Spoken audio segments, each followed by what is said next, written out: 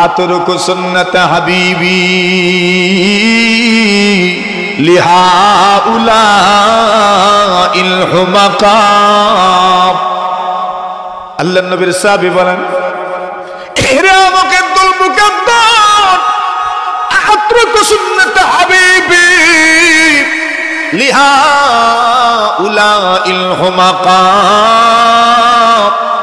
আল্লাহর নবীর সাহাবী বলেন, ওই সমস্ত বোকাদের কারণে আমি কি আমার নবীর সুন্নতকে ছেড়ে দিব? তোমাদেরকে খুশি করার জন্য, তোমাদের কাছে ভদ্র সাজার জন্য, তোমাদের কাছে সভ্য সাজার জন্য, তোমাদের কাছে আমি ভদ্র সাজবো আর আমি আমার নবীর সুন্নতকে ছেড়ে দিব? তা হতে পারে না, তা হতে পারে না, তা হতে পারে না। সুবহানাল্লাহ। সুন্নত ছাড়েন নাই। এখন এদের কথাটা বড় দিলে বাজছে। আরে আমাদেরকে বুকা বলে গেল, আমাদেরকে আহমক বলে গেল। কেউ যদি কাউকে আহমক বলে গালি দেয় তো মনে ধরবে না, তার গায়ে লাগবো। আরে আমি বুঝি বুকা। সবাই মনে মনে সচেতন, কথা কর না। সবাই মনে মনে কি সচেতন? আমার মনে আমি সচেতন, আপনার মনে আপনার সচেতন। আমার মনে আমিও আকলদার, আপনার মনে আপনিও আকলদার। আমার মনে আমি বিবেকবান, আপনার মনে আপনিও বিবেকবান। কিন্তু আল্লাহ তো জানেন কে বিবেকবান। কথা বলেন ঠিক না বেটি? মনে মনে আমরা সবাই সচেতন, ঠিক নেই? মনে মনে আমরা সবাই সচেতন, সবাই সচেতন। আল্লাহই জানেন আসলে সচেতন কে আর সচেতন কেন। কথা বলেন। এখন যখন এদেরকে আহমক বলেছেন, বুকা বলেছেন, এদের গায়ে বাজছে কথাটা। বাদশাকে গিয়ে বললেন, বাদশাহ এদের কথাবার্তার মধ্যে তো বড় হেবিটি দেখা যায়। মনে বুঝি বুকের দল, আহমকের দল। এরা বুঝি আমাদেরকে আহমক মনে করি, বুকা মনে করে আমাদের বুকাদেরকে খুশি করার জন্য তাদের নবীর সুন্নতকে বুঝে ছাড়বে না। বাদশাহ যাও না, আমাদেরকে বুকা বলে গেল, আহমক বলে গেল, একদম বেওকুফ বলে গেল। বাদশার কথাটা বড় গায়ে বেজেছে। বাদশাহ বলেন, এদেরকে উপযুক্ত শাস্তি দিতে হবে, লাঞ্ছিত করতে হবে, বঞ্চিত করতে হবে। কেমনে করবেন? বাদশাহ জাফর বলেন, একটা কাজ করু, একটা বস্তার ভিতরে মাটি ঢুকাইতে থাকো, মাটি ভরতে থাকো, মাটি ভরতে থাকো। এইবার বস্তার ভিতরে মাটি ভরতে থাকলেন, মাটি ভরতে থাকলেন। এইবার বাদশাহ বলেন, এই মাটি ভরো, আর এরা যখন তাদের রাষ্ট্রে ফিরে যাবে, যাওয়ার সময় বস্তা মাটি ভর্তি বস্তাগুলো তাদের কাঁধের মধ্যে উঠায় দিবা। তারা তাদের দেশে আমার দেশের মাটি নিয়ে যাবে, বস্তা ভর্তি মাটি তারা নিয়ে যাবে। এটা তাদের অপমান, তাদের জন্য লাঞ্ছনা, তাদের জন্য বঞ্চনা। এইবার মাটি ঢোকানো হচ্ছে, মাটি মুসলমানদের কাঁধে উঠায় দেওয়া হবে। দুইজন সাহাবীজি, দুইজন প্রতিনিধি হয়ে এসেছেন, এই দুইজনের কাঁধে মাটির বস্তা উঠায় দেওয়া হবে। যেই মুহূর্তে মাটির বস্তা উঠায় দেওয়া হবে, আল্লাহর নবীর সাহাবী না করলেন না, উনি বাধা দিলেন না, উনি কোন ধরনের প্রতিরোধ গড়ে তুললেন না। উনি বলেন, ঠিক আছে, তোমার দেশের মাটি বস্তা ভর্তি করে যদি আমার খাদে উঠে দিতে চাও, নিজেরাই যদি তোমার দেশের মাটি আমাদেরকে দিয়ে দিতে চাও, তো আমাদের না করার কি আছে, বাধা দেওয়ার কি আছে? আল্লাহর নবীর সাহাবী মাটির বস্তা সানন্দে রাজি হইয়া আনন্দ চিত্তে তাদের দেশের মাটির বস্তা বহন করে করে মদিনার দিকে রওনা হয়ে গেলেন। আল্লাহর নবীর সাহাবী ওমর ইবনুল খাত্তাব রাদিয়াল্লাহু তাআলা আনহু ওনের দূর থেকে তাকায় দেখেন প্রতিনিধি দুইজন আসছেন, এদের কাঁধে, এদের মাথার মধ্যে মাটির বস্তা। আল্লাহর নবীর সাহাবী ওমর রাগ কম না বেশি? জোরে বলেন, কম না বেশি? আত্মমর্যাদা কম না বেশি? আত্মমর্যাদাও বেশি, রাগও বেশি, গায়রতও বেশি। আল্লাহর নবীর সাহাবী হযরত ওমর রাদিয়াল্লাহু তাআলাকে সম্বোধন করে বলেন, নবীর সাহাবী গো, আপনাদেরকে আমি প্রতিনিধি সাব্যস্ত করে প্রেরণ করেছিলাম। আমার প্রতিনিধি, ইসলামের প্রতিনিধি, ইসলামী খেলাফতের প্রতিনিধি হয়ে আপনারা গিয়েছেন। আপনাদের কাঁধে মাটির বস্তাকে তুলে দিল আল্লাহর নবীর সাহাবী হুযায়ফা ইবনুল ইয়ামান রাদিয়াল্লাহু তাআলা আনহু বলেন, খলিফাতুল মুসলিমিন, আমিরুল মুমিনিন, ওগো নবীর সাহাবী ওমর, আপনি টেনশন করিয়েন না, আপনি রাগান্বিত হইয়েন না, আপনি ক্রোধান্বিত হইয়েন না, আপনি সেন্টিমেন্ট হইলাম এরা যে তাদের দেশের মাটি আমাদের কাঁধে করে দিয়েছে, আমাদের কাঁধে নিজের কাঁধে উঠা দিয়েছে, আমরা সানন্দে রাজি হয়েছি, আনন্দ চিত্তে তাদের দেশের মাটির বস্তা আমরা নিয়ে এসেছি। আমরা চাইলে প্রতিরোধ করে তুলতে পারতাম, এরা কোনোভাবেই আমাদের কাঁধে মাটির বস্তা উঠে দিতে পারত না। প্রয়োজনে শহীদ হয়ে যেতাম, শাহাদাত বরণ করতাম, এরপরেও লাঞ্ছনা আমাদেরকে স্বীকার করতে হতো না। কিন্তু নবীর সাহাবী ওমর, আমিরুল মুমিনিন ওমর, আবু নবীর সাহাবী খলিফাতুল মুসলিমিন ওমর, আমি তাদের দেশের মাটির বস্তা আনন্দ চিত্তে কেন আমার দেশে নিয়ে আসলাম?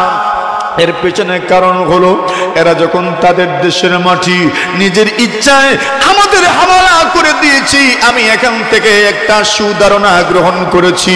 ওগো নবীর সাহাবী, সেই দিন বেশি দূরে নয়, পরা তাদের দেশের মাটি ইসলামের পদতলে চলে আসবে। জোরে জোরে বলেন সুবহানাল্লাহ।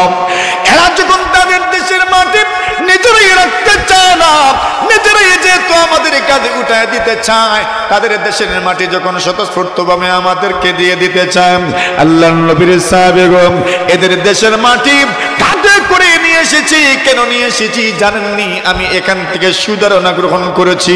সেদিন বেশি দূরে নয়, পুরা রোম এবং পারস্য মুসলমানদের দখলে চলে আসবে। সত্যি সত্যি বেশি দিন যায় নাই, ওমর রাদিয়াল্লাহু তাআলা আনহুর জামানায় রোম এবং পারস্য ইসলামের দখলে চলে এসেছিল। সুবহানাল্লাহ। الذي أرسله الله تعالى إلى كافة الناس بشيرا ونذيرا وداعيا إلى الله بإذنه وسراجا منيرا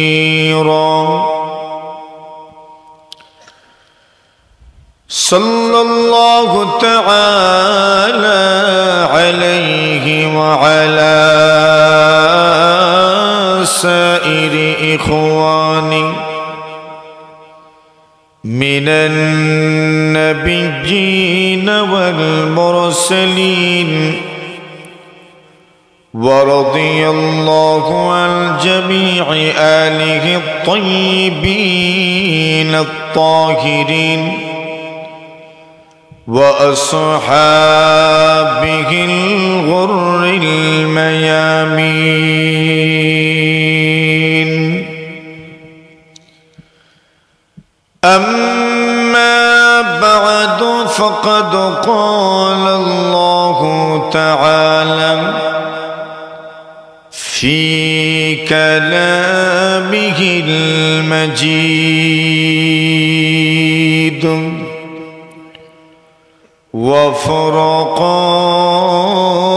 وفرقانه الحميد. أعوذ بالله من الشيطان الرجيم. بسم الله الرحمن الرحيم.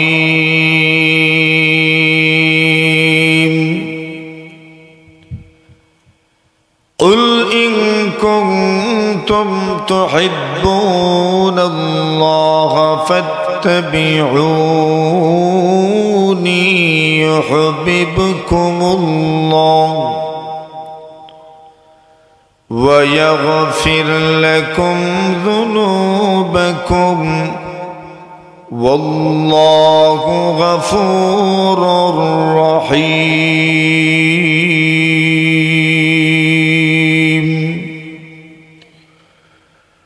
وقال رسول الله صلى الله عليه وسلم: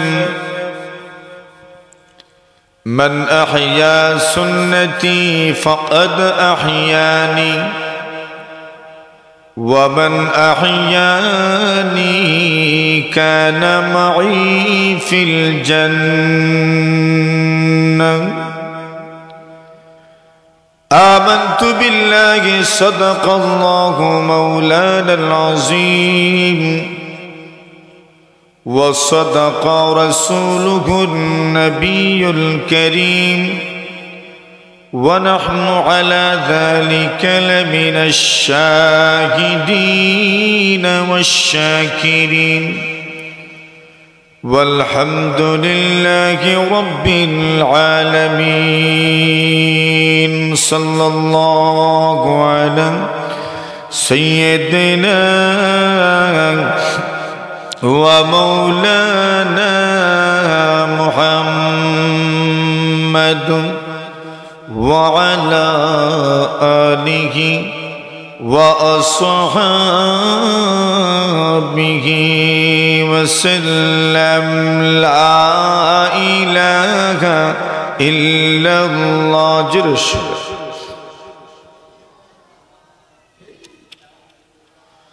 لا إله إلا الله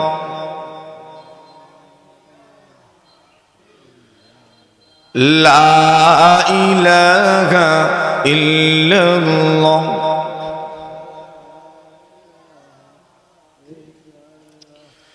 ساحل سے لگے گا کبھی میرا بھی سفینہ ساحل سے لگے گا کبھی میرا بھی سفینہ دیکھیں گے کبھی شوق سے مکہ و مدینہ دیکھیں گے کبھی شوق سے مکہ و مدینہ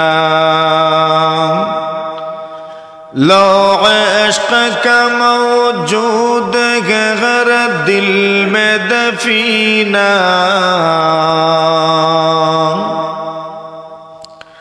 لو عشق کا موجود ہے غیر دل میں دفینہ ملتا نہیں لیکن کبھی بے خون پسینہ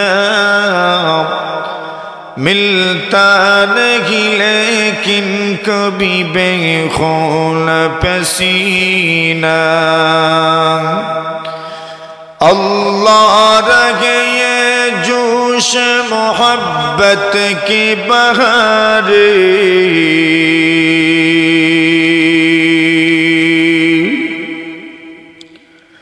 اللہ رہے یہ جوش محبت کی بہار ایک آگ کے دریا سے لگے ہی میرے سینہ ایک آگ کے دریا سے لگے ہی میرے سینہ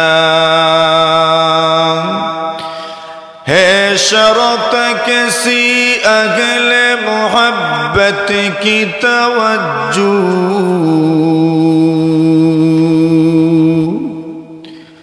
ہے شرط کسی اہل محبت کی توجہ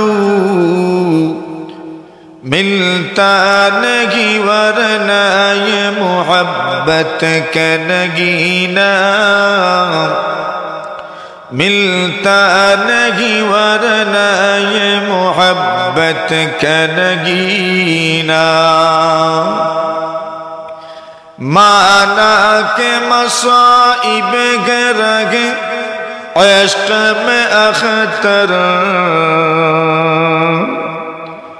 مانا کہ مصائب گرگ عشق میں اختر پر ان کے کرم سے جو اترتا ہے سکینہ پر ان کے کرم سے جو اترتا ہے سکینہ لا الہ الا اللہ লা ইলাহা ইল্লাল্লাহ লা ইলাহা ইল্লাল্লাহ মুহাম্মাদুর রাসূলুল্লাহ।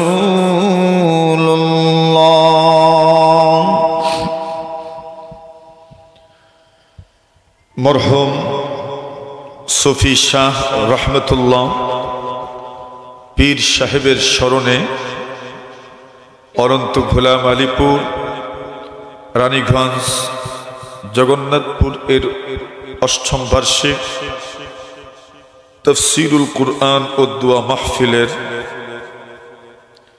নেহায়ত সদকাবিল এহতেরাম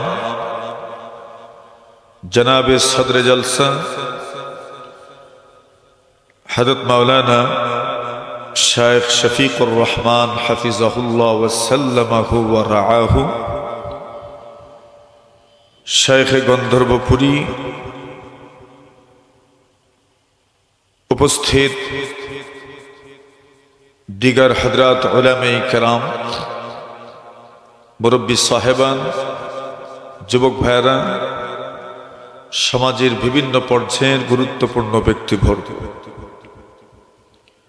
পর্দার আড়াল থেকে আমাদের কথা শুনছেন আমাদের অত্যন্ত শ্রদ্ধেয় সম্মানিত মা ও বোনেরা।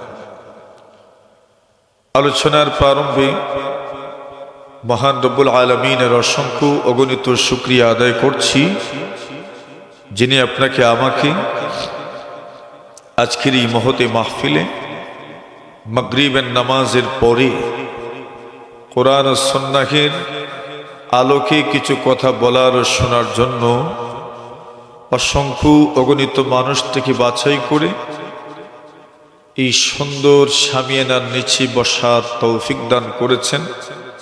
এজন্য আমরা প্রত্যেকেই জবান খুলে মহব্বতের সাথে আল্লাহ তাআলার শুকরিয়া আদায় করছি। আমরা সবাই পড়ি আলহামদুলিল্লাহ। আল্লাহ তাআলা বড় দয়ালু আর মেহেরবান। উনি যাকে তৌফিক দান করেন তার পক্ষেই সম্ভব নেকির কাজে অংশগ্রহণ করা। রাস্তা তো দুইটাই, জান্নাতের রাস্তা আর না হয় জাহান্নামের রাস্তা। এই দুনিয়াতে যারাই আছেন সকলকেই আল্লাহ তাআলা সৃষ্টি করেছেন, কাউকে জান্নাতের জন্য আর কাউকে জাহান্নামের জন্য। যারা জান্নাতের জন্য তাদের জন্য আল্লাহ তাআলা জান্নাতে যাওয়ার পথকে সহজ করে দেন, মানে জান্নাতে যাওয়ার আমল তাদের জন্য সহজ হয়। আর যাদেরকে আল্লাহ পাক জাহান্নামের জন্য সৃষ্টি করেছেন তাদের সামনে জাহান্নামে যাওয়ার আমলগুলো সহজ। এজন্য আপনি বুঝতে পারবেন আপনার শেষ পরিণতি কি হতে যাচ্ছে, কিছুটা অনুমান করতে পারবেন। আপনি দেখবেন যে আপনার জন্য কোন আমলগুলো সহজ। জান্নাতে যাওয়ার আমল সহজ তো বুঝিয়েন কপাল ভালো। আর যদি দেখেন না জান্নাতে যাওয়ার আমলগুলো আমার জন্য সহজ হচ্ছে না, জাহান্নামে যাওয়ার আমলগুলো সহজ হচ্ছে, তাহলে বুঝতে হবে কপালে দুর্গতি দুর্গতি আছে। তবেই তো আমার জন্য গুনাহের পথ সহজ হচ্ছে, জাহান্নামের পথে আমার জন্য সহজ হচ্ছে। এজন্য যদি কেউ কোনোদিন নামাজ ছেড়ে দেন তাহলে বুঝে নিয়েন, যদি নামাজ ছেড়ে দেওয়ার আক্ষেপ আপনার দিলে না আসে তো বুঝে নিয়েন পথটা ভালো নয়, জাহান্নামের পথের দিকে আপনি অগ্রসর হচ্ছেন। আর যদি দেখেন নামাজ ছুটে গেছে কিন্তু আক্ষেপ লেগেছে, মনে বড় কষ্ট লেগেছে, তাহলে বুঝিয়েন এখনো জান্নাতের পথেই আছে। সুবহানাল্লাহ। একজন সাহাবী রাসূলকে প্রশ্ন করলেন, ইয়া রাসূলুল্লাহ, ঈমান আছে কিনা বুঝবো কেমনে? বলছেন, ইদা সাররাতকা হাসানাতু, যখন আপনার নেকি আপনাকে আনন্দ দিবে বুঝিয়েন ঈমান আছে। আল্লাহু আকবার বলেন। দিনী মাহফিলের আয়োজন করেছেন, তৃপ্তি লাগছে, আনন্দ আছে, ঈমান আছে। দিনী মাহফিলে অংশগ্রহণ করতে পেরেছেন, নামাজ পড়তে পেরেছেন, মানুষের সাহায্য করতে পেরেছেন, মানুষের অসহায় মানুষের পাশে দাঁড়াতে পেরেছেন, আনন্দ লাগছে, জি আনন্দ লেগেছে, ঈমান আছে। সুবহানাল্লাহ। আর যদি আনন্দ লাগে না, তৃপ্তি লাগে না, বাস মানুষ করে এই জন্য করছে, না করলে লোক কি বলবে এই জন্য করেছেন, তাহলে বুঝিয়েন আনন্দ যদি লাগে না তো ঈমানে ঘাটতি আছে। কথা বলে বুঝাতে পারছি আমি নবীজির কথা। ওয়াসাআতকা সাইয়্যাতুক, যদি আপনার গুনাহ আপনাকে কষ্ট দেয় তো বুঝিয়েন ঈমান আছে। আর গুনাহ করলেন, মনে একটু আক্ষেপও আসলো না, তো বুঝে নিয়েন ঈমানে ঘাটতি আছে। আর কিছু বলা লাগবে? হয়ে গেছে, বুঝে নিয়ে। এজন্যই আপনার ঈমান, আপনার ইসলাম সব কিছু সংরক্ষিত থাকবে যদি নবীর সুন্নাহ, নবীর সুন্নতকে আপনি হেফাজত করতে পারেন। সুবহানাল্লাহ। আল্লাহর রাসূল সাল্লাল্লাহু আলাইহি ওয়াসাল্লাম অনেক কিছুকেই বর্ডার গার্ডের সাথে তুলনা করেছেন। একটা দেশের বর্ডার পাহারা দেওয়ার জন্য যখন সশস্ত্র বাহিনী সীমান্ত এলাকায় ঘোরাফেরা করে, তখন এই এলাকার সীমান্ত সুরক্ষিত থাকে না, ঠিক না? বহিরাগত শত্রু আক্রমণ করতে পারে না। আপনার দ্বীন, আপনার ইসলাম, আপনার ঈমানের উপর শত্রু তো শুধু বাহির থেকে আসবে যে এমন নয়, আমার ভিতরে আমার নফস, আমার প্রবৃত্তি, সেও আমার দুশমন। শয়তান যে শুধু আমার দ্বীন ইসলাম নষ্ট করবে এমন নয়, আমার নফস তো আমাকে নষ্ট করবে। অসৎ সঙ্গ আমাকে খারাপের পথে নিয়ে যায়নি? অসৎ সঙ্গ মানুষকে খারাপের পথে নিয়ে যায়। তো আমার দ্বীন হেফাজত, আমার দ্বীনের সংরক্ষণের জন্য আমার দ্বীনের সীমান্ত পাহারাদারির দরকার আছে না নাই? হুজুরে কোন বুঝতেছেন নি আমার কথা? দেশ রক্ষার জন্য সীমান্তে পাহারাদার বসানো হয়। আমার ইসলাম, আমার ঈমান, আমার দ্বীনধারী, এটা আমার জন্য একটা দেশের মতো, এটাকে রক্ষা করার জন্য সীমান্ত প্রহরীর দরকার আছে না? সেটা সীমান্ত প্রহরী কি? যে আমার দ্বীনকে আমি কিভাবে হেফাজত করব? দুশমন তো শুধু বাহির থেকে আক্রমণ করবে না, ভিতরের দুশমনও তো আছে। অসৎ সঙ্গ এটাও দুশমন, নফস দুশমন, শয়তান দুশমন। তো বাঁচবেন কেমন? সৎসঙ্গ ধরো। উহিব্বুস সালিহিনা ওয়া লাস্তু মিনহুম লাআল্লাল্লাহা ইয়ারযুকুনি সালাহা। আল্লাহর বান্দা বলেন, এই পৃথিবীর মধ্যে উহিব্বুস সালিহিন, আমি নেককার মানুষদেরকে পছন্দ করি, ভালোবাসি। আল্লাহওয়ালা মানুষদেরকে ভালোবাসি, নেককার মানুষদেরকে আমি ভালোবাসি। ওয়ালাস্তু মিনহুম, কিন্তু আমি নেককার হতে পারি নাই। কেন ভালোবাসি? লাআল্লাল্লাহা ইয়ারযুকুনি সালাহা, হতে পারে নেককার মানুষদের ভালোবাসা, নেককার মানুষদের মহব্বত আমাকে আল্লাহ ওয়ালা নেককার বানায়া দিবে, ঠিক কিনা? আমি যদিও নেককার নই, কিন্তু নেককার মানুষকে আমি ভালোবাসি। হতে পারে এই নেককার মানুষদের ভালোবাসা আমাকে নেককার মানুষের খাতারে শামিল করবে। কথা বলেন ঠিক কিনা? এই দুনিয়াতে কত মানুষ, কত বুজুর্গের সাথে সম্পর্ক এই জন্য স্থাপন করি, বলা যায় না এদের ভালোবাসা আমাকে আল্লাহর ওলিদের খাতারে নিয়ে যাবে, এজন্য ভালোবাসা। এজন্য সৎসঙ্গের কথা বলা হয়েছে। আপনার জীবনকে আপনি এইভাবে সুন্দর করবেন, কিন্তু আপনার সীমান্ত পাহারা দেওয়ার জন্য আল্লাহ রসুল যা বলেছেন সেটা যদি করতে পারেন, আপনার দ্বীন সংরক্ষিত থাকবে, আপনার ইসলাম সংরক্ষিত থাকবে। সময়টা কঠিন নাজুক একটা সময় চলছে, এমন একটা সময় যেই সময় সকালবেলার মুমিন সন্ধ্যাবেলার বেঈমান। কথা বলে, সকালবেলা মুমিন সন্ধ্যাবেলা কি বেঈমান, সন্ধ্যাবেলার মুমিন সকালবেলা বেঈমান। আল্লাহ রাসূল বলেন ইউসবিহুর রাজুলু মুমিনান ওয়া ইউমসি কাফিরা।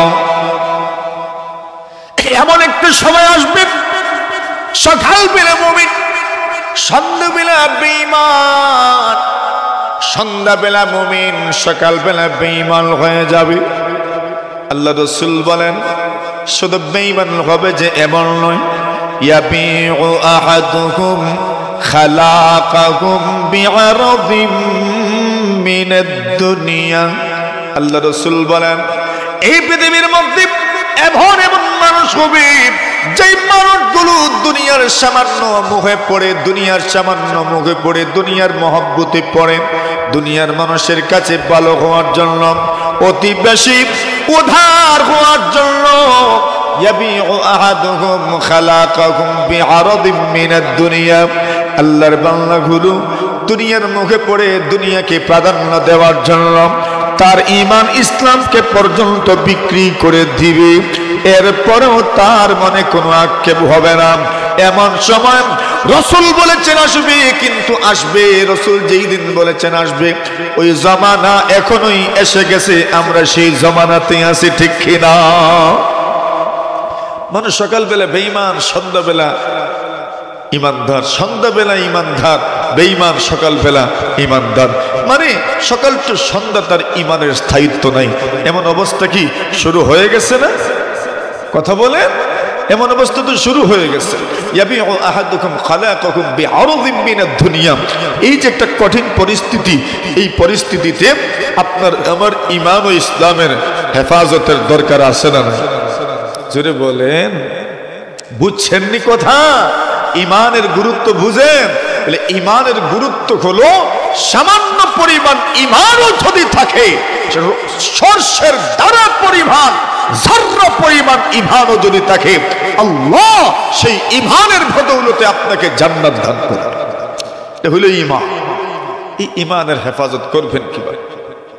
আল্লাহ রাসূল বলেন মান হাফিজাস সুন্নাহ, যদি তুমি ঈমানকে যদি হেফাজত করতে চাও, যদি তুমি তোমার দিনকে হেফাজত করতে চাও, দিনকে সংরক্ষণ করতে চাও, আল্লাহ রাসূল বলেন তবে তোমার জন্য করণীয় আছে। আল্লাহকে যদি রাজি করতে চাও, আল্লাহকে যদি সন্তুষ্ট করতে চাও, কিভাবে সন্তুষ্ট করবা? আল্লাহ যদি নারাজ হয়ে যান আপনার কিছুই হবে না, যদি আল্লাহ রাজি হয়ে যান সবকিছু আপনার জন্য সহজ হয়ে যাবে, আসান হয়ে যাবে। আল্লাহকে সন্তুষ্ট করতে চাও, আল্লাহকে রাজি করতে চাও, উলামায়ে কেরাম বলেন আল্লাহকে যদি রাজি করতে চাও তবে রাসূলকে রাজি করো, আল্লাহকে যদি খুশি করতে চাও তবে রাসূলকে খুশি করো, রাসূলকে যদি খুশি করতে চাও তবে রাসূলের সুন্নাত পালন করো। সুবহানাল্লাহ। নবীর সুন্নাত যদি পালন করেন তবে আল্লাহ আপনাকে কি পুরস্কার দিবেন? ইসমাঈল হাক্কি রাহিমাহুল্লাহু তাআলা তাফসীরে রুহুল বায়ানের মধ্যে ফালা ওয়া রাব্বিকা লা ইউহাক্কিমুকা ফীমা শাজারা বাইনাহুম, ওগো রাসূল এরা ততক্ষণ পর্যন্ত ঈমানদার হতে পারবে না। ফালা ওয়া রাব্বিকা লা ইউমিনুন হাত্তা ইউহাক্কিমুকা ফীমা শাজারা বাইনাহুম। এই মানুষগুলো ততক্ষণ পর্যন্ত পরিপূর্ণ মুমিন হতে পারবে না যতক্ষণ পর্যন্ত তাদের মধ্যকার সমস্যাগুলোর সমাধান আপনাকে দিয়ে না করাবে, আপনার সুন্নাহকে সামনে রেখে সমাধান না করবে। ওগো নবী, ততক্ষণ পর্যন্ত তারা পরিপূর্ণ ঈমানদার হতে পারবে না। যতক্ষণ পর্যন্ত আপনার সমাধান মেনে না নিবে, আপনার ফয়সালা মেনে না নিবি, যতক্ষণ পর্যন্ত আপনার সিদ্ধান্ত মেনে না নিবি, ততক্ষণ পর্যন্ত মুমিন হতে পারবে না, ততক্ষণ পর্যন্ত মুমিন হতে পারবে না। ওই আয়াতের ব্যাখ্যায় ইসমাঈল হাক্কি রাহিমাহুল্লাহু তাআলা লেখেন, এক হাদিস শরীফের মধ্যে এসেছে, কেউ যদি সুন্নতের হেফাজত করে, কেউ যদি আল্লাহর নবীর সুন্নতের সংরক্ষণ করে, কেউ যদি নবীজির সুন্নতের হেফাজত করে, আল্লাহ পাক রব্বুল আলামিন তাকে চারটা সম্মান দান করে, চার ধরনের নিয়ামত দান করেন। আকরামাহুল্লাহু বিআরবা'i খিসাল।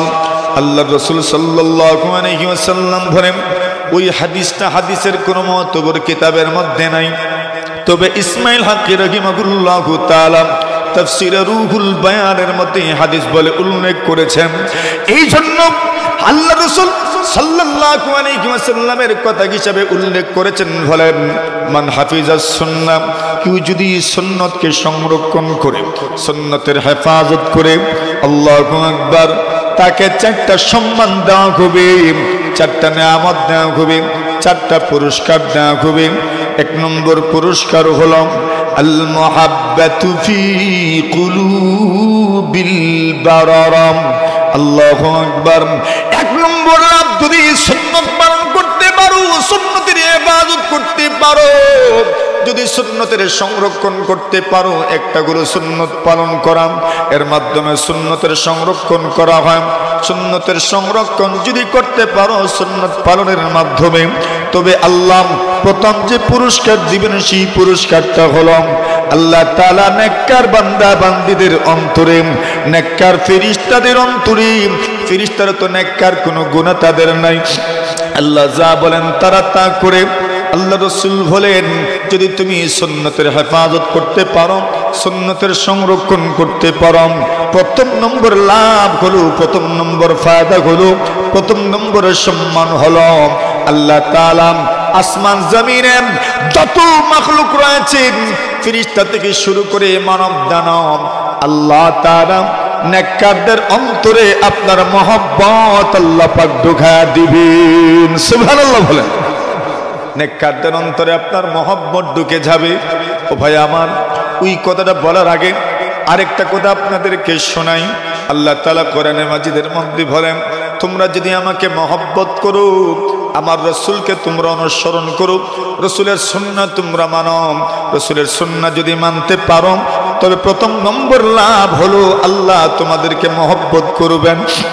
আর আল্লাহর মহব্বত যদি একজন পেয়ে যায়, তাহলে শুধু যে আল্লাহর মহব্বত পাবে এমন নয়, আল্লাহর জমিনে বিচরণকারী সব মাখলুকের মহব্বত সে পেয়ে যাবে। আল্লাহ রাসূল বলেন, উম্মত শুনো, এই পৃথিবীর মধ্যে যদি আল্লাহ পাক রব্বুল আলামিন তার কোন বান্দা বান্দীকে মহব্বত করেন, সে সুন্নত পালন করে, সুন্নতের সংরক্ষণ করে, সুন্নতের হেফাজত করে, নবীজির তরিকা, নবীজির আদর্শ মানেন, আল্লাহ রাসূল বলেন, উম্মত তুমি যদি রাসূলের আদর্শ মানতে পারো, রাসূলের সুন্নত মানতে পারো, রাসূলের মতাদর্শ, রাসূল যা নিয়ে এসেছেন, রাসূলের আনিত দ্বীন ও পথ মত যদি তুমি গ্রহণ করতে পারো, দিলে জানে গ্রহণ করতে পারো, তুমি অন্তর দিয়ে গ্রহণ করতে পারো, স্বতঃস্ফূর্তভাবে যদি আল্লাহর হাবিব সাল্লাল্লাহু আলাইহি ওয়াসাল্লামের সুন্নাত তোমার জীবনে যদি তুমি বাস্তবায়ন করতে পারো, আল্লাহ রাসূল সাল্লাল্লাহু আলাইহি ওয়াসাল্লাম বলেন, উম্মত আল্লাহ তোমাকে মহব্বত করবে। আর আল্লাহ যখন কোন মানুষকে মহব্বত করেন, আল্লাহ পাক জিবরিল আমিন আলাইহিস সালাতু ওয়াস সালামকে ডাক দিয়ে বলেন, হে জিবরিল, তুমি কি জানো আমি আমার অমুক বান্দাকে মহব্বত করি, অমুক বান্দিকে মহব্বত করি, তুমিও তাকে মহব্বত করো। আল্লাহু আকবার। যখন আল্লাহ পাক তাকে আদেশ করেন, এর জিবরিল আমিন, আমি আমার অমুক বান্দাকে মহব্বত করি, অমুক বান্দিকে মহব্বত করে তুমিও তাকে মহব্বত করো। সঙ্গে সঙ্গেই আল্লাহর ফেরেশতা জিবরিল আমিন আলাইহিস সালাতু ওয়াস সালাম তাকে মহব্বত করেন। জিবরিল আমিন যখন মহব্বত করেন, জিবরিলের প্রভাবে প্রভাবিত হইয়া আসমানের বাকি সমস্ত ফেরেশতা ওই বান্দাকে বান্দিকে মহব্বত করি। আসমানের ফেরেশতারা যখন মহব্বত করে, তখন জমিনের ফেরেশতারাও মহব্বত করে। জমিনের ফেরেশতারা যখন মহব্বত করে, আল্লাহর জমিনে বিচরণকারী সর্বোৎকৃষ্ট মাখলুক, শ্রেষ্ঠ মাখলুক মানব জাতি তাকে মহব্বত করে। মানব জাতি যখন মহব্বত করে, আল্লাহর জমিনে বিচরণকারী বাকি সবগুলো মাখলুক আল্লাহর ওই বান্দা বান্দির মহব্বতে ফেদা হয়ে যায়। আল্লাহর মহব্বত যদি কেউ পেয়ে যায়, সবার মহব্বত সে পেয়ে যায়। সুবহানাল্লাহ, জোরে বলেন। কিন্তু আমরা নবীর সুন্নত কোথায় আর আমরা কোথায়? তো কো যাও সুন্নতে আহমদ কু যাও, তু কু যাও সুন্নতে আহমদ কু যাও, বা মোহাম্মদ কই বুবদ নিসবত তুরাম, বা মোহাম্মদ কই বুবদ নিসবত তুরাম। তুমি কোথায় আর আমার নবীর সুন্নত কোথায়? তোমার এবং আমার নবীর সুন্নতের সঙ্গে কিসের সম্পর্ক? নবীর সুন্নত আমার সামনে বলন্টিত হয় আর আমি নবীর সুন্নতের ব্যাপারে একদম উদাসীন হয়ে যাই। ও ভাই আমার, মনে রাখবেন, আল্লাহ রাসূল সাল্লাল্লাহু আলাইহি ওয়াসাল্লামের সুন্নত যদি আপনি পালন করতে পারেন, নবীর সুন্নতের যদি হেফাজত করতে পারো, নবী সাল্লাল্লাহু আলাইহি ওয়াসাল্লামের সুন্নতের যদি সংরক্ষণ করতে পারেন, তবে এক নম্বরের লাভ হলো আল্লাহ পাক রব্বুল আলামিন নেককার বান্দা বান্দীদের অন্তরে আপনার মহব্বত ঢুকায়া দিবেন। জোরে জোরে বলেন সুবহানাল্লাহ। বিশ্বাস হয়? সুন্নাত পালন করবেন, নেককার মানুষের অন্তরে আপনার মহব্বত ঢুকবে।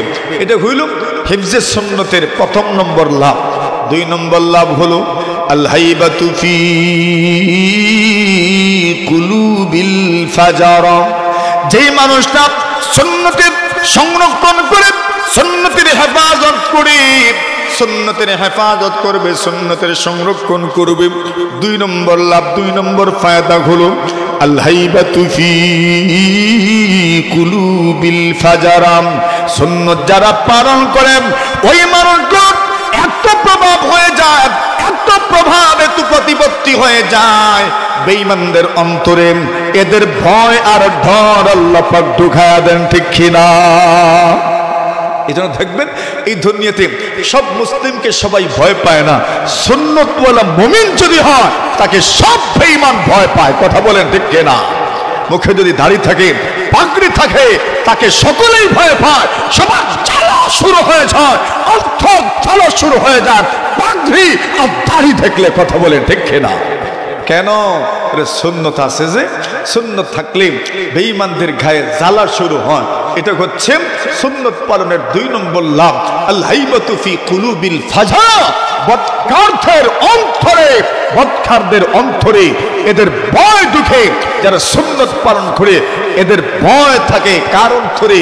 যারা বদকার হয়, যারা বেঈমান হয়, যারা গুনাহগার হয়, এদের অন্তরে আল্লাহ ভয় ঢুকায় দেন।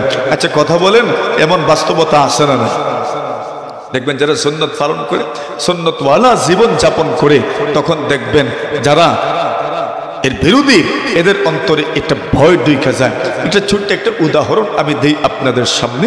রাসূলুল্লাহ সাল্লাল্লাহু আলাইহি ওয়াসাল্লামের সাহাবী হযরত ওমর রাদিয়াল্লাহু তাআলা আনহু, আমিরুল মুমিনিন হযরত ওমর ইবনুল খাত্তাব রাদিয়াল্লাহু তাআলা আনহুর জামানা চলমান। এমন সময় যুদ্ধ চলছে, আরব মুসলমানদের যুদ্ধ চলছে। দুনিয়ার বড় বড় সুপার পাওয়ারদের সাথে যুদ্ধ চলমান ছিল। তৎকালীন যুগের দুটি সুপার পাওয়ার, তৎকালীন যুগের সবচেয়ে বিশ্ব শক্তি যাকে বলা হতো, বিশ্বের সবচেয়ে শক্তিধর যে দুটি আপনার সম্প্রদায় আর রাষ্ট্র ছিল, তন্মধ্যে একটা রাষ্ট্র ছিল রোমান সাম্রাজ্য, আরেকটা ছিল পারসিক সাম্রাজ্য। এই দুই সাম্রাজ্যের মধ্যে সবসময় দ্বন্দ্ব লেগে থাকতো। রোমানরা যেহেতু সামান্য ইলিম, আসমানে ইলিম তাদের কাছে ছিল, তাওরাত, জাবুর, ইনজিল কিতাবের ইলম তাদের কাছে ছিল, তখন মুমিনরা তাদের বিজয় কামনা করত। আর পার্শ্বিকরা ছিল মুশরিক, অগ্নি পূজারী। এজন্য মক্কার বেঈমানরা, মুশরিকরা পারস্যদের বিজয় কামনা করত। এমন ছিল তৎকালীন সিচুয়েশন, পরিবেশ, পরিস্থিতি। ওই পরিস্থিতির আলোচনা আমরা আজকে করছি না। একটা যুদ্ধে রোমানদের সাথে মুসলমানদের যুদ্ধ চলমান। এমন সময় যুদ্ধে যখন রোমানরা আর পেরে উঠবে না, তখন তারা যে কোনো মর্মে যুদ্ধ বিরতির জন্য তারা জোর চেষ্টা চালাতে লাগলো। চেষ্টা অব্যাহত রেখেছে কোনোভাবে যুদ্ধটা যেন বন্ধ হয়ে যায়। আলোচনার জন্য মুসলিম বিশ্বের আমিরুল মুমিনিন উমর ইবনুল খাত্তাব রাদিয়াল্লাহু তাআলা আনহুর কাছে, ওনার কাছে প্রস্তাবনা গেল, আমরা যুদ্ধবিরতি চাই। তো যুদ্ধবিরতি যখন চাচ্ছেন, ঠিক আছে, যুদ্ধবিরতি অবশ্যই এটা আমরা মেনে নিচ্ছি, তবে আলোচনা সাপেক্ষে। তো আলোচনার জন্য আপনাদের পক্ষ থেকে 2 জন পাঠান, আমাদের পক্ষ থেকে আমরা আছি, বসে আলোচনা করে যুদ্ধবিরতির সিদ্ধান্ত গ্রহণ করা হবে। এরা মুহতারাম হাজিরিন, মুসলমান তো মাশাআল্লাহ কোনো কিছুকে ভয় করে না। ভয় করলে একমাত্র কারে ভয় করে? জোরে কোন, জোরে কোন, জোরে কোন, আরো জোরে, আরো জোরে, আরো জোরে। অনন্ত গোলাম আলীপুরের মানুষের আওয়াজটা একবার শুনতে চাই। কাকে ভয় করে? জোরে বলেন, কাকে ভয় করে? আল্লাহকে ভয় করে। মুমিন মুসলমান আর কাউকে ভয় করে না। কথা বলেন ঠিক কিনা? মুমিন মুসলমান একমাত্র ভয় করে কাকে? সারে দুনিয়া গো মুখালিফ কুছ নেহি নুকসান হে, सारी दुनिया को मुखालिफ कुछ नहीं नुकसान है, डर नहीं है, गम नहीं है, जब खुदा रहमान है, डर नहीं है, गम नहीं है, जब खुदा रहमान है, डरता नहीं दुनिया में मुसलमान किसी से, जब मिल गई है दौलत ईमान नबी से, जब मिल गई है दौलत ईमान नबी से। মুমিন মুসলমান এই দুনিয়াতে আল্লাহ ছাড়া অন্য কাউকে ভয় করে না। জোরে বলেন ঠিক কিনা? দুনিয়ার মুমিন মুসলমান দুনিয়াতে অন্য কারো সামনে মাথাও ঝুঁকায় না। এইবার খলিফাতুল মুসলিম হযরত আমিরুল মুমিনিন ওমর ইবনুল খাত্তাব রাদিয়াল্লাহু তাআলা আনহু 2 জন প্রতিনিধি পাঠালেন। ওই 2 জন প্রতিনিধি হুযায়ফা ইবনুল ইয়ামান রাদিয়াল্লাহু তাআলা আনহু, উনি সহ আরেকজন প্রতিনিধি পাঠালেন, যাও তোমরা আলোচনা করে আসো। মেরে মুহতারাম হাজিরিন, এইবার রোমান সাম্রাজ্যের রাজ দরবার, এখানে প্রবেশ করতে হলে মাথা নিচু করে প্রবেশ করতে হয়, মাথা উঁচু করে প্রবেশ করা যায় না। ও ভাই আমার, মুমিন মুসলমান মাথা নত করে একমাত্র কার সামনে? আর জোরে কোন, আল্লাহর সামনে মাথা নত করে। এইবার যখন রাজ দরবারে ঢুকবেন, মাথা নত করে ঢুকতে হয়। রাজ দরবারের প্রচলন ছিল মাথা নত করে রাজ দরবারে ঢুকবেন, কিন্তু মুমিন মুসলমান তো কারোর সামনে মাথা নত করে না। করলে একমাত্র করে কার সামনে? আল্লাহ তাআলার সামনে। মুমিন মুসলমান মাথা নত করেন নাই, আরে আমরাই তো করব না। আর সাহাবীদের ঈমান আমাদের চাইতে আরো 1000 কোটি গুণ বেশি মজবুত আর শক্ত ছিল, ঠিক কিনা? ওনারা বললেন রাজ দরবারের নীতি মাথা নত করে ঢুকতে হয়। ওনারা বলেন আমরা মাথা নত করে ঢুকবো না, আমাদের মাথা নত হয় একমাত্র আল্লাহর সামনে। দুনিয়ার কোন মানুষের সামনে আমরা মাথা নত করি না।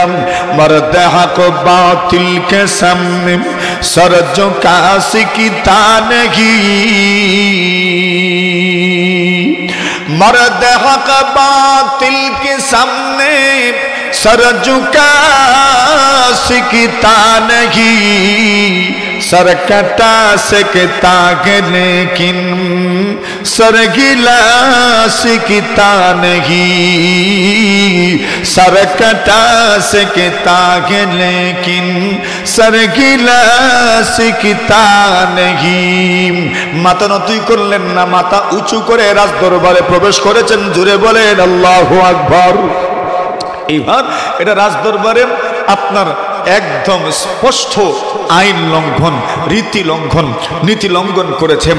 এখন তো এমনিতেই রাজদরবারে যারা ছিল এদের মন মেজাজ এমনিতেই খারাপ ওনাদের উপর। আমাদের রাজদরবারের রীতিনীতি এরা ভেঙ্গে দিল। শেষ পর্যন্ত ঠিক আছে আলোচনার জন্য যখন এসেছেন, এর আগে আরেকটা ঘটনাও ঘটছে।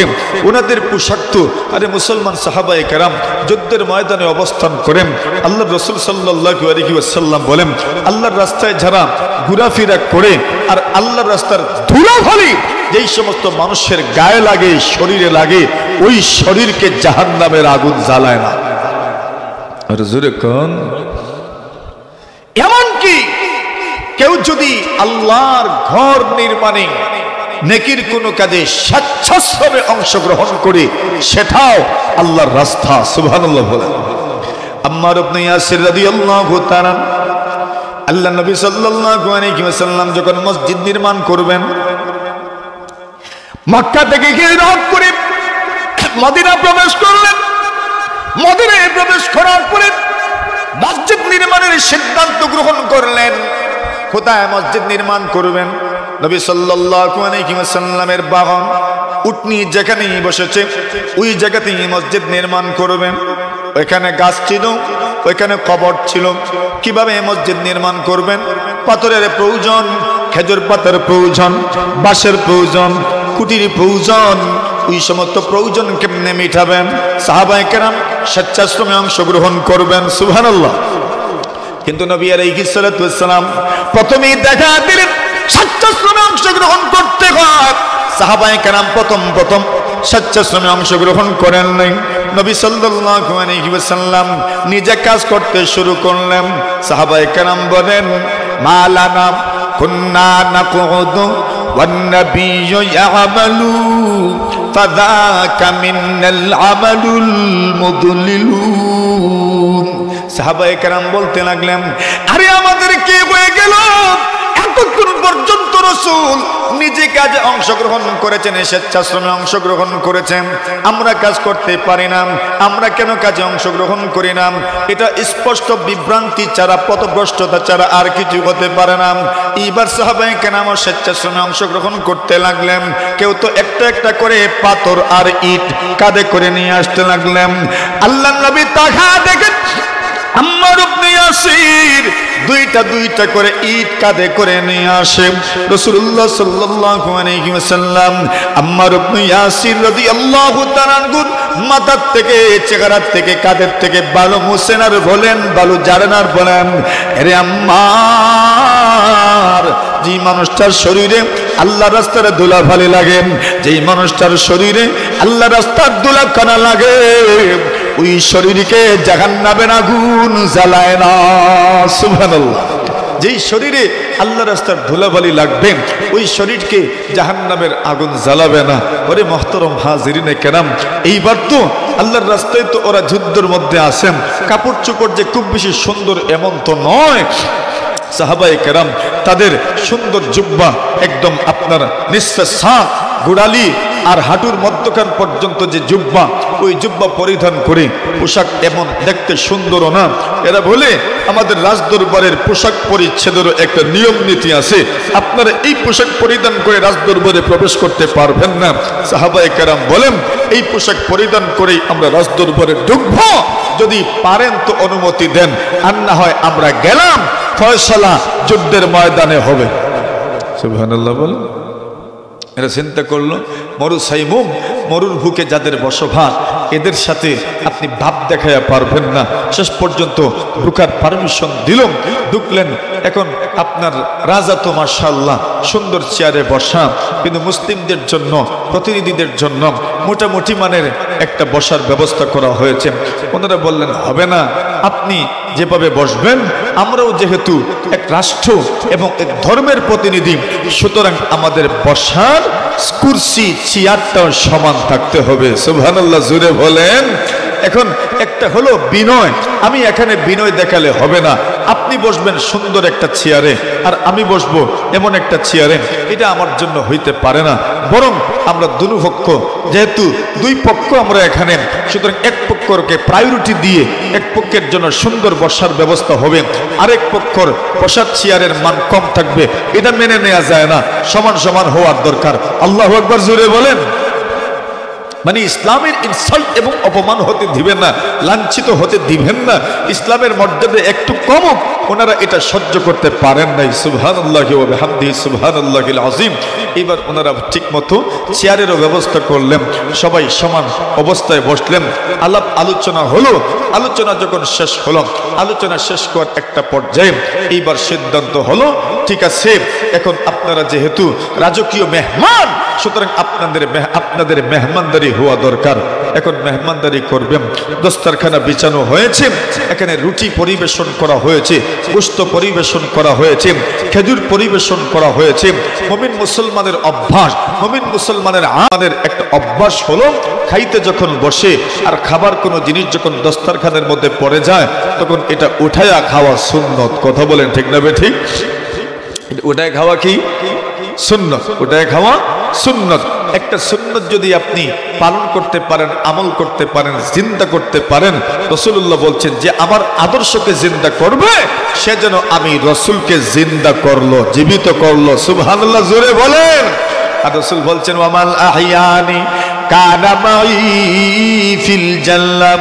রাসূল বলেন কেউ যদি আমি নবীজিকে জিন্দা করে, আমি নবীজিকে জিন্দা করে, কানা মাই ফিল জান্নাহ, আমার সঙ্গে সে জান্নাতে থাকবে। সুবহানাল্লাহ। এখন রাসূলুল্লাহ সাল্লাল্লাহু আলাইহি ওয়াসাল্লাম দুইজন সাহাবী, এদেরকে দস্তরখানা বিছায় সুন্দর খাবারের ব্যবস্থা করা হইল। রুটির এক টুকরা দস্তরখানার মধ্যে পড়ে গেছে, ওনারা উঠাইয়া ওই রুটির টুকরাটাও খেয়ে ফেললেন।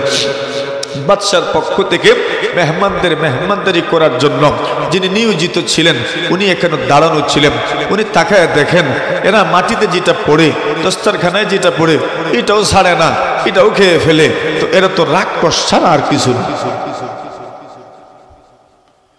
হ্যাঁ, এরা বলল, আরে তোমরা কি এতই অভদ্র? তোমাদের কাছে কি কোনো সৌজন্যতা নাই? তোমরা কি এত রাক্ষসের ধন যে মাটিতে যেটা পড়ে গেছে ওইটাকেও তোমরা ছাড় দাও না, ওইটাও উঠে তোমরা খেয়ে নাও?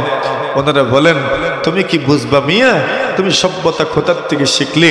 সভ্যতা তো ইসলামী মানুষকে শিখিয়েছে। কথা বলেন ঠিক না? আর জোরে বলেন, ইসলামী মানুষকে সভ্যতা শিখিয়েছে। দুনিয়াতে কত, এখনো এই দুনিয়াতে কত মানুষ আছে, এই দুনিয়াতে কত মানুষ আছে যারা ডান হাত দ্বারা ইস্তেঞ্জা করে। আরে আসে না? ইউরোপ আমেরিকায় যান না, ডান হাত দ্বারা এরা ইস্তেঞ্জা করে এখনো। কিন্তু ইসলাম মানুষের দুই দিকের হাতগুলোকে ভাগ করে দিয়েছে। ডান হাত দ্বারা ভালো ভালো কাজ করবেন, আর বাম হাত দ্বারা যেটা ঘৃণা লাগে ওইটা কোন হাত দিয়ে করবেন? বাম হাত দিয়ে করবেন। এখন ইউরোপ আমেরিকার লোকজন চিন্তা করলো, ডান হাত দ্বারা যখন ইস্তেঞ্জা করি, তো যেই হাত দ্বারা মনে করেন ইস্তেঞ্জা করলাম, ওই হাত দ্বারা খাবার খাইতো কেমনে? ওই তারা এখন বিকল্প জিনিস বাহির করছে, চামচ। কি বাহির করছে? কেন? ডান হাত দ্বারা ইস্তেঞ্জা করে, তো যেই হাত দ্বারা ইস্তেঞ্জা করছে ওই হাত দ্বারা কেমনে খাবার খাইতো? ওই বলে এই হাত লাগাইতাম না, চামচ দিয়ে খাইবো। ইসলাম বলে তোমার চামচের দরকার নাই, তোমার তো হাত ওই দুইটা, এক হাত ওই কাজের জন্য, আর ডাইন হাত কিসের জন্য? ভালো কাজের জন্য কোন হাত? বলেন কোন হাত? মুসাফা করবেন প্রথম ডান হাত দিবেন, কিছু নিবেন তো কোন হাত দিয়ে নিবেন? ডান হাত দ্বারা নিবেন। আপনার ডান হাত দ্বারা খাইবেন তো কোন হাত দিয়ে? ডান হাত দিয়ে। পান করবেন তো কোন হাত দিয়ে? ডান হাত দিয়ে। চা পান করবেন তো কোন হাত দিয়ে? বলেন, ডান হাত দিয়ে। এটা ফ্যাশন হয়ে গেছে বাম হাত দ্বারা পান করা, ঠিক নেই? যুবকরা করে বেশ, বাম হাত দ্বারা পান করে, এরা মনে করে এর মধ্যে স্মার্টনেস। আরে নবী আলাইহিস সালাতু ওয়াস সালামের সুন্নতের মধ্যেই সব ধরনের সৌজন্যতা, ভদ্রতা, সভ্যতা সবকিছু কোথায়? নবীর সুন্নতে। বলেন কোথায়? নবীর সুন্নতে। ডান হাত দ্বারা ইস্তেঞ্জা করবেন না। আচ্ছা বাম হাত দ্বারা যে আপনি খাইলেন, মনে করেন ছাই খাইলেন বাম হাত দ্বারা, ইস্তেঞ্জা কোন হাত দিয়ে করেন? কথা বলে বাম হাত দিয়ে।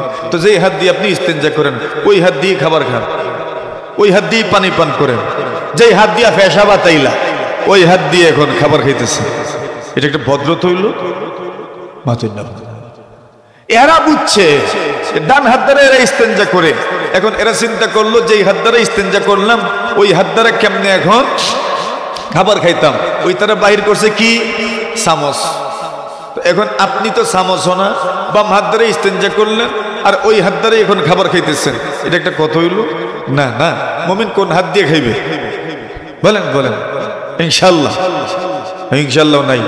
মুখ বন্ধ করে বলেন ইনশাআল্লাহ। সন্তানরা কোন হাত দিয়ে খাইব? প্রশিক্ষণ দিবেন? প্রশিক্ষণ দিবেননি? মানবে না এত সহজে। ছোট তো, বয়স কম, এত সহজে মানবে না। আপনি বলবেন ডান হাত দ্বারা খাও, সে আপনারে শিখাই দিব তার বাম হাত ওই ডাইন হাত। কথা কোন ঠিক না বেটি? আপনি তারে যতই শিখান এটা ডাইন হাত, সে কইব এটা ডাইন হাত না। তো সে ডাইন হাত দিয়ে খাচ্ছে, তার বাম হাতও ঠিক, কিন্তু সে এটাকেই ডাইন হাত মনে করে। আপনি তাকে শেখাবেন। রাসূলুল্লাহ সাল্লাল্লাহু আলাইহি ওয়াসাল্লাম ছোট্টদেরকে শিখাইতেন। রাসূলুল্লাহ বলেন, ইয়া গোলাম সামিল্লাহ ওয়া কুল বিয়ামিনিক ওয়া কুল মিম্মা ইয়ালিক। ওমর ইবনে আবি সালামাকে রাসূল সম্বোধন করে বলেন, রাসূলের সামনে খাবার পরিবেশন করা হয়েছে, একটা প্লেটের মধ্যে খাবার। নবী সাল্লাল্লাহু আলাইহি ওয়াসাল্লামের সঙ্গে ছোট্ট একটা ছেলেও বসেছেন, ওমর ইবনে আবি সালামা। ছোট্ট ছেলেরা যখন খাবার খাইতে বসে এদের হাত এক জায়গায় থাকে না, পুরা প্লেটের চতুর্দিকে এদের হাত ঘুরে, ঠিক না? নবী বলেন, ও মিয়া, ইয়া গোলাম সামিল্লাহ, এর যুবক, এর ছেলে, তুমি যখন খাবার খাবে তখন আল্লাহর নাম নিয়ে খাবার খাও। সুবহানাল্লাহ বলেন। শিখাচ্ছেন, যদিও ছোট, বয়স্ক, এরপরে রাসূলের সুন্নাত থেকে শিখাচ্ছেন, ভদ্রতা শিখাচ্ছেন, সৌজন্যতা শিখাচ্ছেন, তোমাকে সভ্যতা শিখাচ্ছেন। খাইবা কার নামে? বলে কার নামে? মনে থাকেনি? খাবার যখন বসি খাইতে, যখন বসি তখন আল্লাহর নামে যে খাইতাম, এটা মনে থাকেনি? পেটের ক্ষুধা তো খাইবো কার নামে? বলেন ইনশাআল্লাহ। ইনশাআল্লাহ। খাইবেন কোন দিক থেকে? ওয়াকুল বিয়ামিনিক, ডান হাত দ্বারা খাবার খাও। কোন হাত দ্বারা? ওয়াকুল মিম্মা ইয়ালিক, তোমার সামন থেকে খাবার খাও। সুবহানাল্লাহ। এখানে একবার হাত দিবা, ওইখানে আরেকবার হাত দিবা, ওইখানে আরেকবার হাত দিবা, এমন যেন না হয়। তবে হ্যাঁ, একটা প্লেটে যদি কয়েক ধরনের ফল পেশ করা হয়, মনে করে আপনারা একটা প্লেটে আপেলও দিছেন, আঙ্গুরও দিছেন, মালটাও দিছেন, কমলাও দিছেন, সবগুলো তো আর এক জায়গায় না। এখন আপনি এখান থেকে কমলা নেবেন, ওইখান থেকে মালটা নেবেন, ওইখান থেকে আপেল নেবেন, ওইখান থেকে আঙ্গুর নেবেন। যদি খাবার ভিন্ন হয় তাহলে বিভিন্ন জায়গায় হাত দেওয়া জায়েজ আছে। আর খাবার যদি এক জাতেরই হয় তাহলে হাত এক জায়গাতেই থাকবে, দুই জায়গায় যাইতো না। সুবহানাল্লাহ বলে। ওটার নাম ভদ্রতা। কথা বুঝে আসছে? আর খাবার যদি ভিন্ন হয়, মনে করেন এক প্লেটের মধ্যে বিভিন্ন ধরনের ফল আছে, তাহলে আপনি সব জায়গাতেই হাত দিতে পারবেন। কয়টা কইরা খাইবেন? হুজুরে কোন কয়টা? একটা। এখন আমরা তো প্রথমেই শুরু করি কয়টা দিয়া, কিন্তু রাসূল বলছেন খাইবেন কয়টা দিয়া? কয়টা দিয়ে শুরু করবেন? একটা একটা করে শুরু করবেন, একটা একটা করে খান, একটা একটা করে খান। দেখছেন নি সানাসুর থেকে মানুষ বাদাম বাচ্চা খায়, কথা কন না কি ঠিক নেই? বলে এখানে সানাসুর এক ধরনের খাবার, বাদাম আরেক ধরনের খাবার, অসুবিধা নেই, বাইসে খাইলে অসুবিধা নেই, কিন্তু খাবার ভিন্ন। সুতরাং যেখানে যেখানে বাদাম আছে সেখানে হাত যাওয়াও জায়েজ আছে। তো বলছিলাম রাসূলুল্লাহ সাল্লাল্লাহু আলাইহি ওয়াসাল্লাম বলেন, ইয়া গোলাম সামিল্লাহ ওয়া কুল বিয়ামিনিকা, তোমার ডান হাত দ্বারা খাও, ওয়া কুল মিম্মা ইয়ালিকা, তোমার সামন থেকে তুমি খাবার খাও। সুবহানাল্লাহি ওয়া বিহামদিহি। আসেন আমার ভাইরা, এই কথাটা বলছিলাম, রাসূলুল্লাহ সাল্লাল্লাহু আলাইহি ওয়াসাল্লামের এই দুই সাহাবী প্রতিনিধিরা বললেন যে দেখো, আমাদের নবীর সুন্নত হইল দস্তরখানার মধ্যে কিছু পড়ে গেলে এটা উঠায়া খাওয়া। আতরুকু সুন্নাত হাবিবি লিহাউলাইল হুমাকা। আল্লাহর নবীর সাহাবী বলেন, এরা আমাকে দল মুকাদ্দার আত্রক সুন্নাত হাবিবি লিহাউলাইল হুমাকা। আল্লাহর নবীর সাহাবী বলেন, ওই সমস্ত বোকাদের কারণে আমি কি আমার নবীর সুন্নতকে ছেড়ে দিব? তোমাদেরকে খুশি করার জন্য, তোমাদের কাছে ভদ্র সাজার জন্য, তোমাদের কাছে সভ্য সাজার জন্য, তোমাদের কাছে আমি ভদ্র সাজবো আর আমি আমার নবীর সুন্নতকে ছেড়ে দিব? তা হতে পারে না, তা হতে পারে না, তা হতে পারে না। সুবহানাল্লাহ। সুন্নত ছাড়েন নাই। এখন এদের কথাটা বড় দিলে বাজছে। আরে আমাদেরকে বুকা বলে গেল, আমাদেরকে আহমক বলে গেল। কেউ যদি কাউকে আহমক বলে গালি দেয় তো মনে ধরবে না, তার গায়ে লাগবো। আরে আমি বুঝি বুকা। সবাই মনে মনে সচেতন, কথা কর না। সবাই মনে মনে কি সচেতন? আমার মনে আমি সচেতন, আপনার মনে আপনার সচেতন। আমার মনে আমিও আকলদার, আপনার মনে আপনিও আকলদার। আমার মনে আমি বিবেকবান, আপনার মনে আপনিও বিবেকবান। কিন্তু আল্লাহ তো জানেন কে বিবেকবান। কথা বলেন ঠিক না বেটি? মনে মনে আমরা সবাই সচেতন, ঠিক নেই? মনে মনে আমরা সবাই সচেতন, সবাই সচেতন। আল্লাহই জানেন আসলে সচেতন কে আর সচেতন কেন। কথা বলেন। এখন যখন এদেরকে আহমক বলেছেন, বুকা বলেছেন, এদের গায়ে বাজছে কথাটা। বাদশাকে গিয়ে বললেন, বাদশাহ এদের কথাবার্তার মধ্যে তো বড় হেবিটি দেখা যায়। মনে বুঝি বুকের দল, আহমকের দল। এরা বুঝি আমাদেরকে আহমক মনে করি, বুকা মনে করে আমাদের বুকাদেরকে খুশি করার জন্য তাদের নবীর সুন্নতকে বুঝে ছাড়বে না। বাদশাহ যাও না, আমাদেরকে বুকা বলে গেল, আহমক বলে গেল, একদম বেওকুফ বলে গেল। বাদশার কথাটা বড় গায়ে বেজেছে। বাদশাহ বলেন, এদেরকে উপযুক্ত শাস্তি দিতে হবে, লাঞ্ছিত করতে হবে, বঞ্চিত করতে হবে। কেমনে করবেন? বাদশাহ জাফনা বলেন, একটা কাজ করু, একটা বস্তার ভিতরে মাটি ঢুকাইতে থাকো, মাটি ভরতে থাকো, মাটি ভরতে থাকো। এইবার বস্তার ভিতরে মাটি ভরতে থাকলেন, মাটি ভরতে থাকলেন। এইবার বাদশাহ বলেন, এই মাটি ভরো, আর এরা যখন তাদের রাষ্ট্রে ফিরে যাবে, যাওয়ার সময় বস্তা মাটি ভর্তি বস্তাগুলো তাদের কাঁধের মধ্যে উঠা দিবা।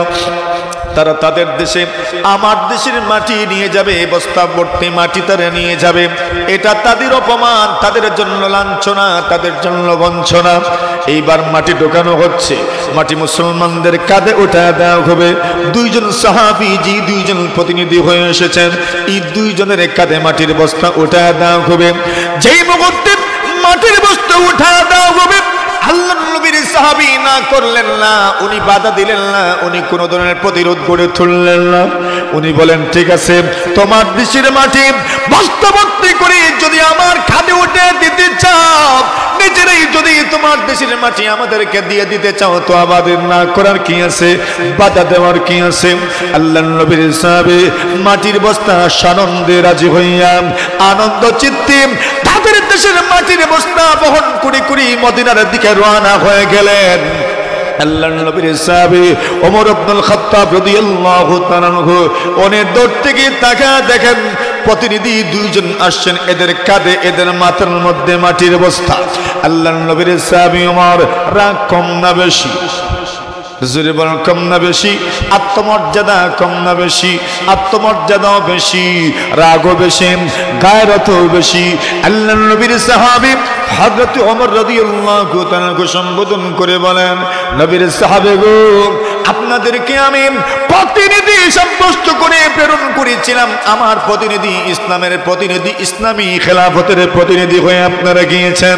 আপনাদের কাঁধে মাটির বস্তাকে তুলে দিল আল্লাহর নবীর সাহাবী হুযায়ফা ইবনুল ইয়ামান রাদিয়াল্লাহু তাআলা আনহু বলেন, খলিফাতুল মুসলিমিন, আমিরুল মুমিনিন, ওগো নবীর সাহাবী ওমর, আপনি টেনশন করিয়েন না, আপনি রাগান্বিত হইয়েন না, আপনি ক্রোধান্বিত হইয়েন না, আপনি সেন্টিমেন্ট হইয়েন না।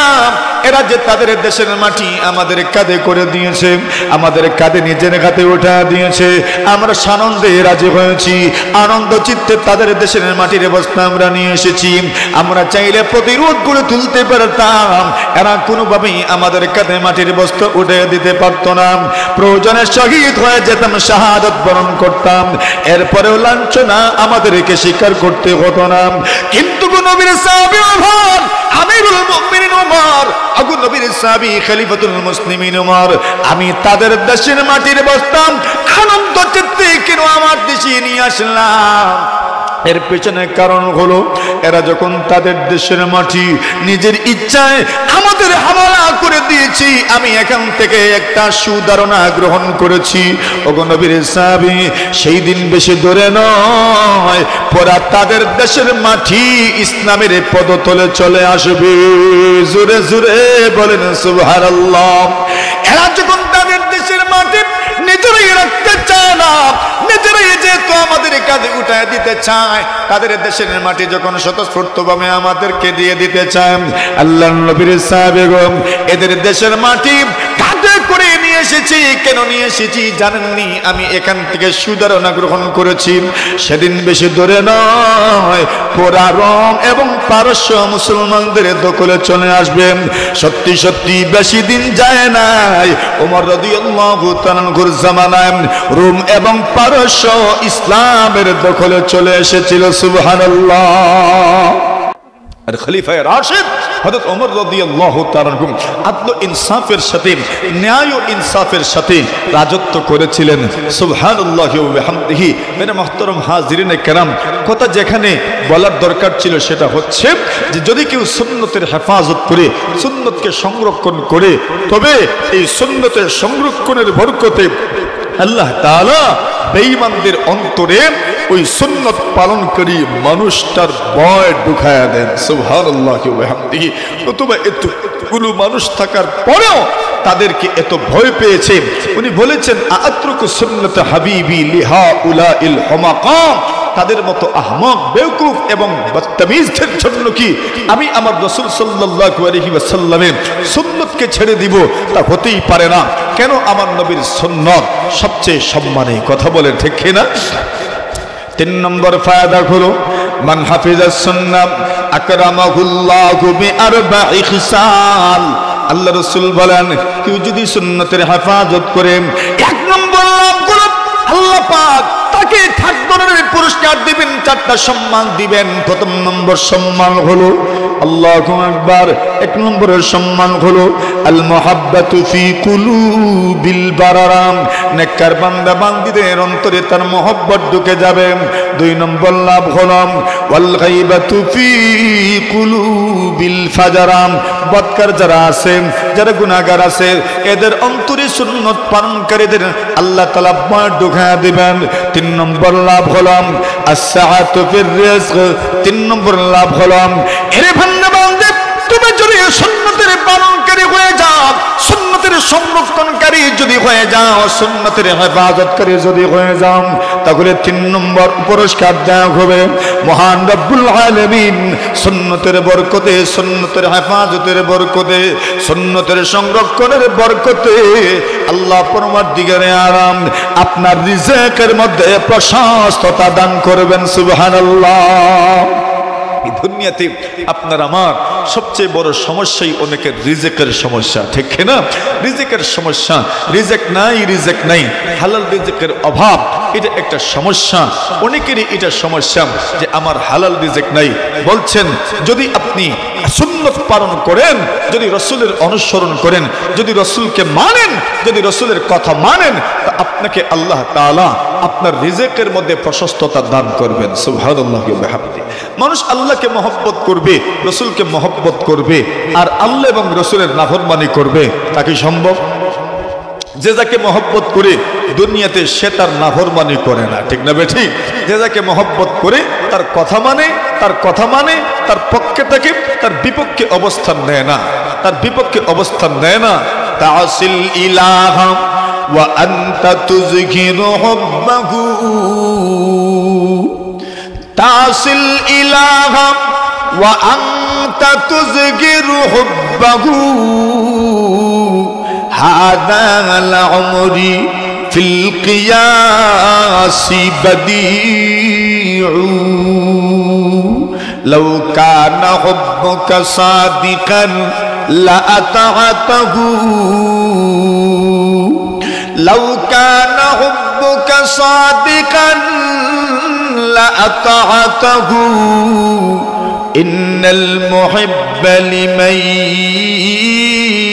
يحب مطيع আল্লাহর বান্দা বলেন তুমি আল্লাহর নাফরমানি করবে আমার দাবি করবে আল্লাহকে তুমি মহব্বত করো আল্লাহ তোমাকে মহব্বত করেন তা কখনোই হতে পারে না লাউ কানা হুব্বুকা সাদিকান লা তাতাহু এরে আল্লাহর বান্দা তোমার মহব্বত যদি সত্য হয় অবশ্যই তুমি আল্লাহ তাআলার কথা মানবে এখন দরকার নেই তুমি আল্লাহ তাআলাকে মানবে তুমি যদি আল্লাহকে মহব্বত করো রাসূলকে তুমি যদি মহব্বত করো অবশ্যই তুমি আল্লাহকে মানবে রাসূলকে মানবে কেন নিয়ম হলো কায়দা হলো নিয়ম হলো রীতি হলো নীতি হলো ফা ইন্নাল মুহিব্বা লিমান ইউহিব্বু মুতিউ যে যাকে মহব্বত করে সে তার কথা মানে তাকে ফলো করে তাকে অনুসরণ করে তুমি যদি আল্লাহকে মহব্বত করো আল্লাহর কথা তুমি মানবে তুমি যদি রাসূলকে মহব্বত করো তুমি রাসূলকে ফলো করবে এমন হতে পারে না আল্লাহকে তুমি মহব্বত করো আর নাফরমানি করবা এমন হতে পারে না রাসূলকে তুমি মহব্বত করবা আর নাফরমানি করবা তাও হতে পারে না আল্লাহ এবং রাসূলকে যে মহব্বত করে সে আল্লাহ এবং রাসূলের কথা মানবে কোনো সন্দেহ নাই এই জন্য আল্লাহ রাসূল বলেন কেউ যদি আল্লাহকে ভালোবাসে মহব্বত করে এবং আল্লাহর ভালোবাসে আর মহব্বত থেকে যদি রাসূলের সুন্নতের হেফাজত করে তবে তাকে 3 নম্বরে পুরস্কার দেওয়া হবে 3 নম্বরে পুরস্কৃত করা হবে as-sa'atu fil rizq আল্লাহ তার রিজিকের মধ্যে বরকত দান করবেন তার রিজিক প্রশস্ত হয়ে যাবে তার রিজিক আল্লাহ পাক প্রশস্ত করে দিবেন হালাল রিজিক আল্লাহ পাক তাকে দান করবেন এই জন্য আল্লাহ তাআলা জানায় দেন অগণবিজি এই পৃথিবীতে পুরুষ অথবা নারী কেউ যদি নেক আমল করে পুরুষ অথবা নারী কেউ যদি নেক আমল করে তবে আল্লাহ পরমাধিকারে আলম তাকে যে পুরস্কার দান করেন সেই পুরস্কারের প্রথম নম্বর পুরস্কার হলো ফালানুহিয়ান্নাহু হায়াতান তাইয়্যিবা আল্লাহ তাকে পবিত্র জীবন দান করেন ওই পবিত্র জীবনের ব্যাখ্যায় মুফাসসিরিনে কেরাম বলেন পবিত্র জীবনের প্রথম নম্বর ব্যাখ্যা হলো আর রিজকুল হালাল আল্লাহ হালাল রিজিক দান করবেন এই জন্য যদি সুন্নতের উপর আমল করতে পারো সুন্নতের সংরক্ষণ করতে পারো সুন্নতের হেফাজত করতে পারো 3 নম্বর লাভ হলো মহান আল্লাহ তাআলা আপনার রিজিকের মধ্যে বরকত দান করবেন 4 নম্বর লাভ হলো as-সিকাতু ফিদ-দীন আপনি যদি নবীর সুন্নতের উপর দায়মে ভাবে থাকতে পারো সুন্নত যদি পালন করতে পারো সুন্নতের যদি হেফাজত করতে পারো তাহলে 17 নম্বর ফায়দা হলো আত-সিকাতু ফিদ-দীন আল্লাহ তাআলা আপনাকে দ্বীনের উপর অটল অবিচল থাকার তৌফিক দান করবেন ঠিক কি না সুন্নত যদি মানতে পারেন সুন্নতের উপর যদি আমল করতে পারেন 3 নম্বর লাভ হলো রিজিকের মধ্যে আল্লাহ তাআলা বরকত দান করবেন কি পরিমাণ বরকত হবে রিজিকের মধ্যে সুবহানাল্লাহি ওয়া বিহামদিহি সুবহানাল্লাহিল আযীম নবী আকরাম সাল্লাল্লাহু আলাইহি ওয়াসাল্লামের সুন্নতের উপর আপনি আমল করবেন আর আল্লাহ আপনার রিজিকের মধ্যে বরকত দিবেন না তা হইতেই পারে না আপনি নবীর সুন্নতের উপর আমল করবেন আর আল্লাহ তাআলা আপনার রিজিকের মধ্যে বরকত দান করবেন রিজিক কোথা থেকে দিবেন আপনি কল্পনাও করতে পারবেন না ও ভাই মানুষ ভরসা করবে কার উপর আল্লাহর উপর আর আল্লাহ বলে দিয়েছেন ওয়ামান ইয়াতাওয়াক্কাল আলাল্লাহি ফাহুয়া হাসবু কেউ যদি আল্লাহর উপর ভরসা করে তার জন্য কে যথেষ্ট আল্লাহ তাআলাই যথেষ্ট ওই কথা তো আপনাদের জানা থাকারই কথা ওই ঘটনা আপনারা শুনেছেন আল্লাহর দুইজন বান্দা নবী আকরাম সাল্লাল্লাহু আলাইহি ওয়াসাল্লামের সাহাবী আশআরী গোত্র সফর করছেন, সফরের হালতে হঠাৎ করে তাদের খাবার দাবারের শূন্যতা অনুভব করলেন। সফরের হালতে এই যুগে তো আর উন্নত বাজার ছিল না, দোকান হোটেল মোটেল কিছুই ছিল না।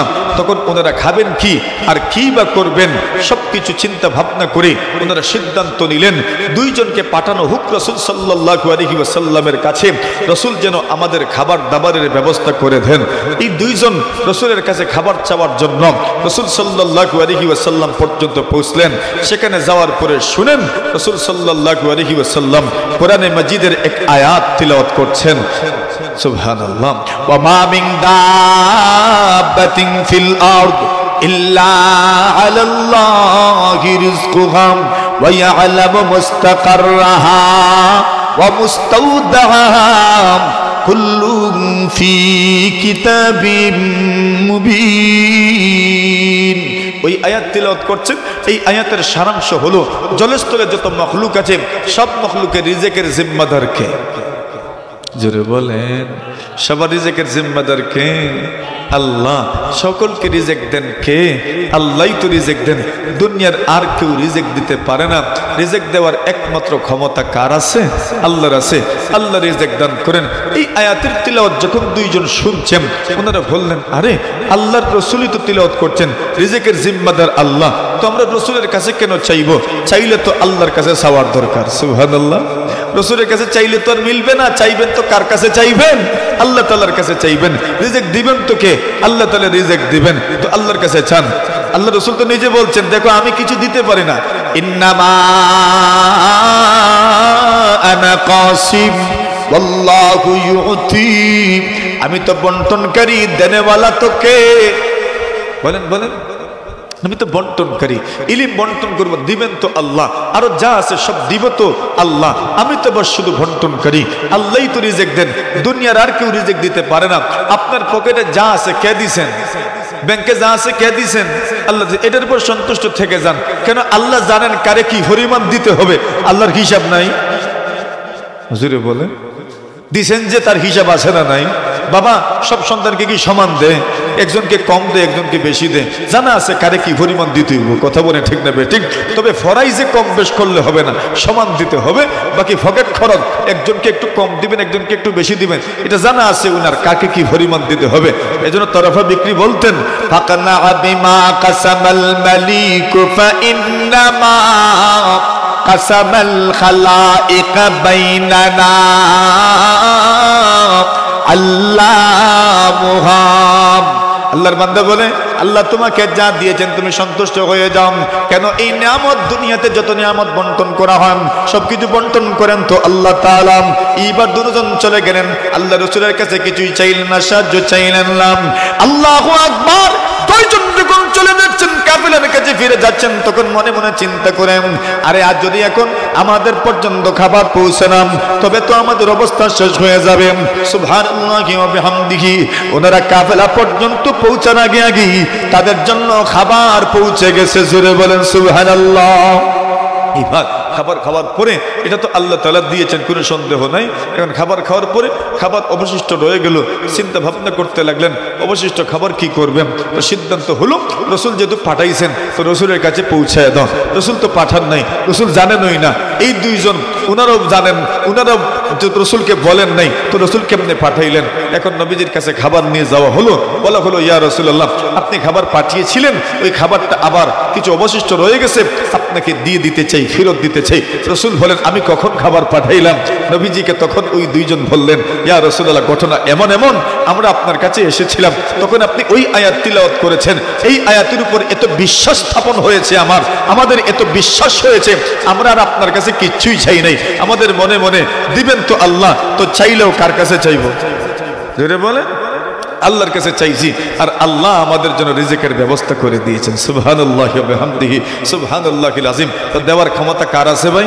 আল্লাহর আছে। তাহলে বলছেন আপনি যদি সুন্নতের উপর আমল করেন, তাহলে আল্লাহ তাআলা আপনার এই সুন্নতের উপর আমল করার কারণে আল্লাহ তাআলা আপনাকে 3 নম্বর পুরস্কার দিবেন, আপনার রিজিকের মধ্যে বরকত দিবেন। সুন্নতের উপর আমল করলে, পালন করলে 4 নম্বর ফায়দা হইল দ্বীনের উপর অটল অবিচল মজবুত দৃঢ় থাকার তৌফিক আল্লাহ দান করবেন। আল্লাহ রাব্বুল ইজ্জত আমাদেরকে কবুল করুন।